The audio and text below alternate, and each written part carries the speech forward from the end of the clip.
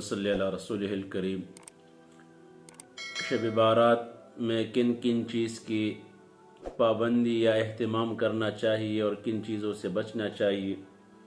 بعض لوگ شب بارات میں 15ویں شعبان کی رات قبرستان جاتے ہیں اور وہاں پر دعا وغیرہ اور تلاوت وغیرہ کرتے ہیں اور اجتماعی جاتے ہیں، تو یہ بھی بدعت ہے، ان سے بچنا چاہیے۔ دوسری، شب بارات میں اجتماعی نماز ادا کرنا نوافل، یہ بھی بدعت ہے، ان سے بھی بچنا چاہیے۔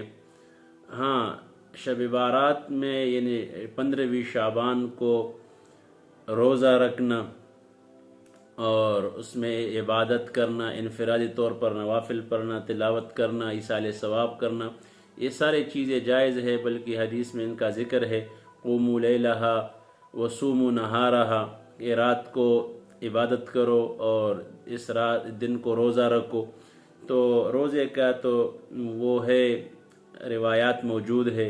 باقی یہ جو لوگ قبرستان جاتے ہیں اور اجتماعی نمازیں پڑھتے ہیں اور اجتماعی افطاری کرتے ہیں اور روزے کے لیے وہ سیرن بجاتے ہیں اور پھر اجتماعی سحری کرتے ہیں، یہ سارے بدعات میں سے، تو لہٰذا ان سے بچنا چاہیے۔ باقی